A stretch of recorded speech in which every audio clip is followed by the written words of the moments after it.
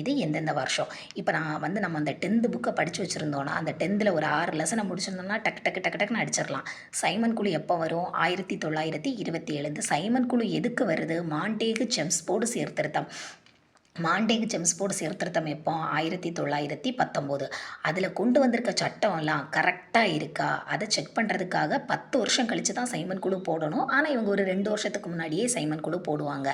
அப்போ ஏன் இந்த சைமன் குழுவை நம்ம எல்லாம் இவங்க நல்ல விஷயத்துக்கு தானே வந்திருக்காங்க. இந்த சட்ட திருத்தம் வந்து கரெக்டாக தப்பான்னு செக் பண்ண தான் வந்திருக்காங்க. அப்போ அவங்க வந்துட்டு போட்டுமே ஏன் நம்ம சைமன் குழுவை திருப்பி போக சொல்லுவோன்னா, அதில் இருக்கக்கூடிய நபர்களில் அது அந்த குழுவை செக் பண்ண இவங்க கொண்டு வந்திருக்க சட்டம் கரெக்டாக தப்பா அதில் இருக்க குறைபாடுகளை சரி பண்ணதுக்கு வந்த குழுவில் ஒரு ஆள் கூட இந்தியர் இல்லை, எல்லாருமே ஆங்கிலேயர்கள். அதனால தான் இவங்க எல்லாருமே எதிர்த்து சைமன் குழுவை திருப்பி போ அப்படின்னு சொல்லுவாங்க. நேரு அறிக்கை வந்து 1928. ஏன்னா நமக்கு அரசியலமைப்பு வேணும்னு இது வந்து நேரு அறிக்கைன்னு சொன்னால் ஜவஹர்லால் நேரு கிடையாது, மோதிலால் நேரு. நமக்கு அரசியலமைப்பு வேணும்னு வைக்கும்போது உங்களுக்கெல்லாம் எழுத தெரியாது, உங்களுக்கு ஒழுங்காக உங்கள் நாட்டு பெண்களையும் மதிக்க தெரியாது, நீங்கள் எப்படி கரெக்டான ஒரு அரசியலமைப்பை எழுதுவீங்க அப்படி இப்படின்னு ஆங்கிலேயர்கள் கிண்டல் பண்ண டைமில் தான் நேரு வந்து எங்களாலேயும் அரசியலமைப்பு எழுத முடியும்னு சொல்லிட்டு அப்போ ஒரு அரசியலமைப்பை எழுதி கொண்டு வருவார். அது 1928 அவரோட அறிக்கை. அடுத்த 2வது வட்டமேசை மாநாடு. 2வது வட்டமேசை மாநாடு மொத்தமே 3 தான் நடந்திருக்கும். இதை குழப்பவே கூடாது. 30, 31, 32. இது ஃபஸ்ட்டு, இது 2, இது 3. இதில் வந்து 3 வட்டமேசை மாநாடுலையுமே யார் கலந்துப்பார்னா அம்பேத்கர் கலந்துப்பார்.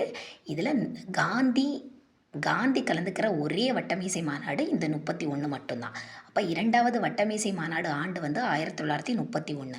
அடுத்த வகுப்பு வாரி முறை இது எந்த வருஷம் கொண்டு வராங்கன்னா 1932. இந்த வருஷம் காந்தி போயிருக்க மாட்டார். அந்த டைமில் ராம்சே மெக்டொனால்டு வந்து வகுப்பு வாரி தீர்மானத்தை நிறைவேற்றுவார். ஆனால் அதை வந்து காந்தியடிகள் வந்து ஏற்றுக்கொள்ளாமல் இந்த பூனால் எரவாடா சிறையில் வந்து நான் சாகும் வரை உண்ணாவிரதம் இருக்க போகிறேன்னு உண்ணாவிரதம் இருப்பார். அடுத்த பூனா ஒப்பந்தம் கையெழுத்தாகும். எல்லாரும் அம்பேத்கரை கன்வின்ஸ் பண்ணி கூட்டிக்கிட்டு போய் எங்களுக்கு வகுப்பாரி இட ஒதுக்கீடு வேணாம் அப்படின்னு சொல்லிக்கிட்டு என்னென்னா நம்ம காங்கிரஸில் தாழ்த்தப்பட்டவருக்கு அதிகமான வகுப்பு வாரி இட ஒதுக்கீடு கொடுப்போம். அடுத்த கொஸ்டின், பின்வரும் அட்டவணைகளில் மொழிகள் பற்றிய அட்டவணை. நம்ம ஆல்ரெடி இந்த ஒரு கொஷினில் இது பார்த்தோம். மொழிகள் வந்து 8வது அட்டவணை. இதை எப்படி ஞாபகம் வச்சுருக்கோன்னா, மொழினா என்ன, நம்ம பட்டுன்னு பேசிடுவோம். அப்போ பட்டு 8 பட்டு 8 அப்படின்னு ஞாபகம் வச்சுக்கோங்க. மொழினாலே நம்ம பட்டுன்னு பேசுவோம்.